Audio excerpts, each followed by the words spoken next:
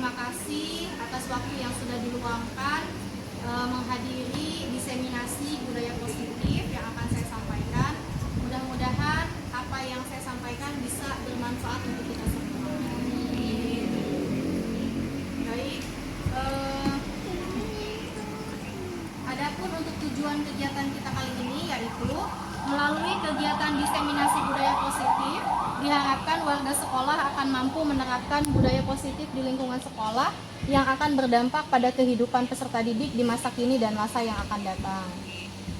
Nah, adapun pengertian budaya positif itu sendiri adalah pola perilaku, nilai, norma, dan sikap yang mendukung pertumbuhan, perkembangan, dan kesejahteraan individu atau kelompok.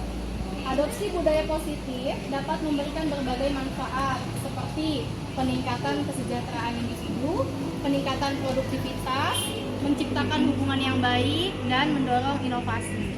Adapun konten yang akan kita bahas pada tema budaya positif ini ada 7. Yang pertama, perubahan paradigma belajar.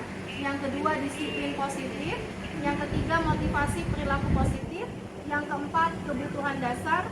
Yang kelima, posisi kontrol restitusi. Yang keenam, keyakinan kelas. Dan yang ketujuh, restitusi. Baik, ibu-ibu semua, seperti kita ketahui, semenjak pemberlakuan kurikulum merdeka terjadi perubahan paradigma belajar.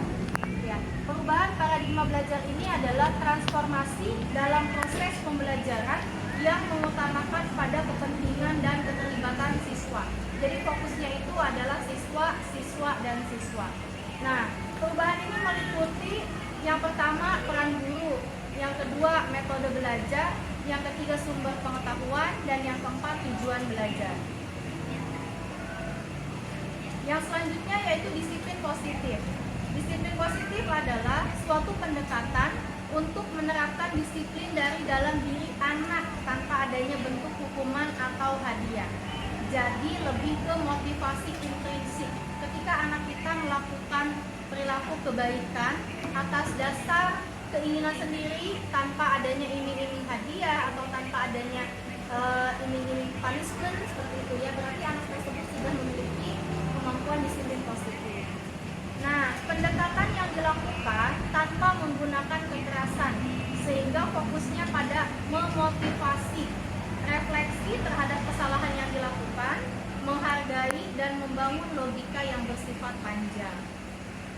Nah, dalam proses disiplin positif ini, anak dapat mengerti serta belajar dari kesalahan yang mereka perbuat. Jadi kalau istilah di kita itu muhasabah diri ya.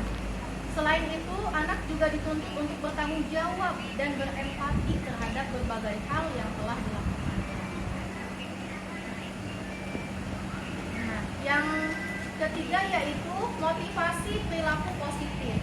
Menurut Dian Gosen dalam bukunya Restructuring School Discipline menyatakan ada 3 motivasi perilaku manusia.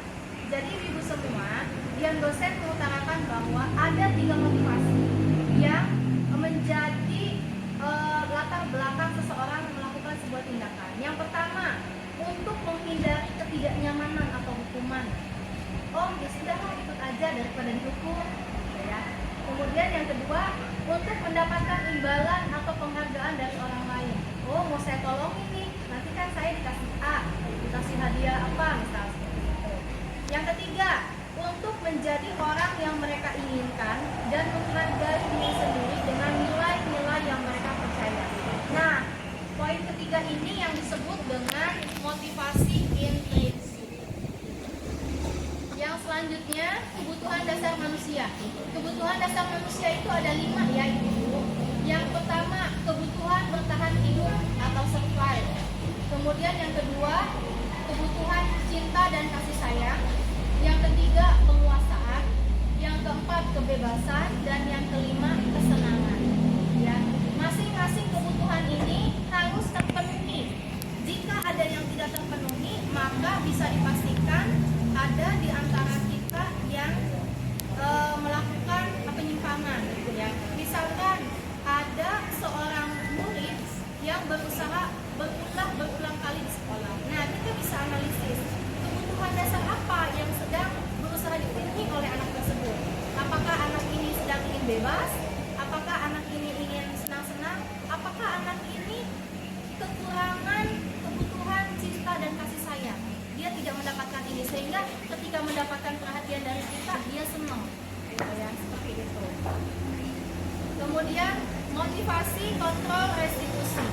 Nanti teman-teman bisa menganalisis sendiri ya, ada di mana posisi kita. Yang pertama sebagai penghukum, yang mungkin kita pernah melakukan atau pernah memberikan sanksi kepada anak didik kita karena dia melakukan hal-hal yang di luar peraturan. Nah, itu secara tidak langsung kita sudah termasuk ke dalam kategori guru penghukum. Kemudian yang kedua, pembuat rasa bersalah. Pembuat rasa bersalah ini identik dengan suara yang lemah, lembut, tapi menusuk.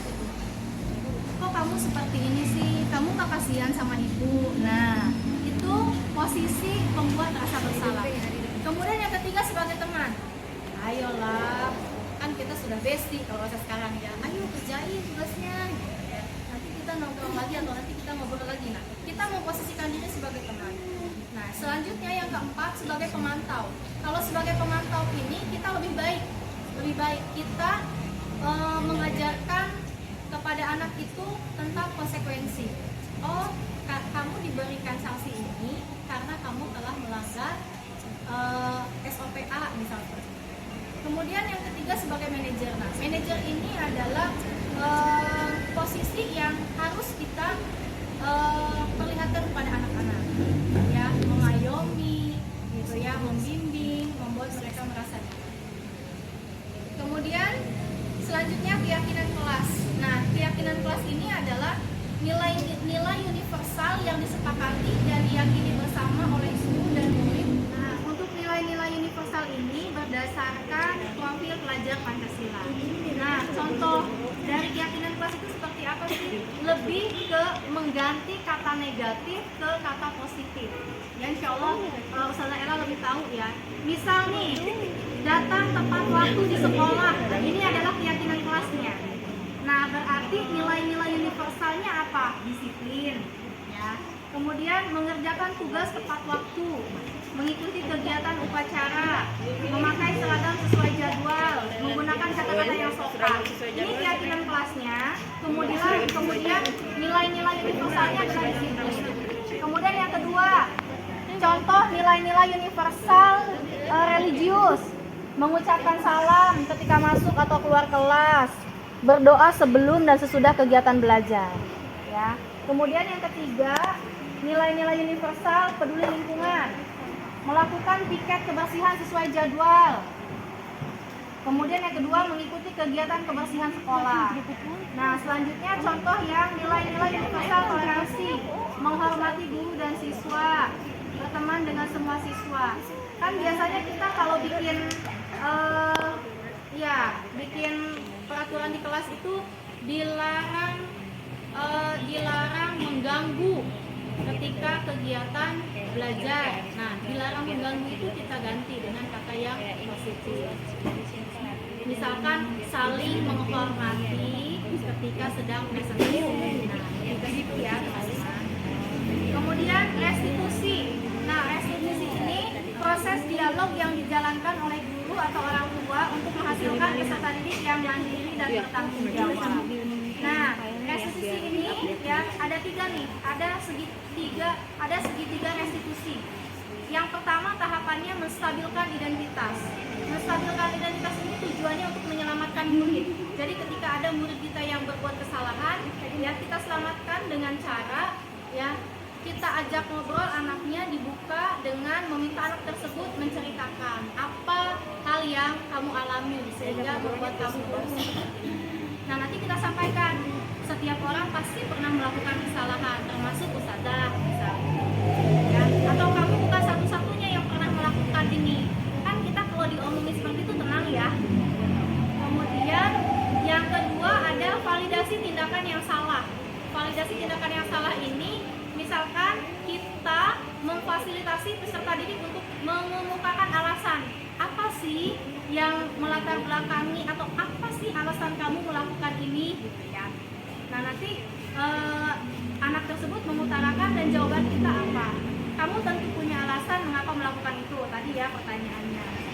Kemudian setelah itu kita memberikan penguatan, kemudian setelah itu kita memberikan penguatannya dengan cara apa? Ya, kamu boleh mempertahankan apa yang sedang kamu perjuangkan. Misal anak tersebut karena diledek kemudian nyerang balik gitu ya, kamu boleh mempertahankan perilakunya seperti itu, tetapi harus ada yang kamu tambahkan. Kamu harus lebih sabar, kamu harus lebih tenang lagi ya. Kemudian tahapan yang terakhir itu menanyakan keyakinan. Menanyakan keyakinan ini nanti ada tidak sih nilai-nilai yang sudah kita sepakati bersama yang kamu langgar? Oh ada Ustazah, nilai-nilai saling menghargai, saya sudah melanggar itu.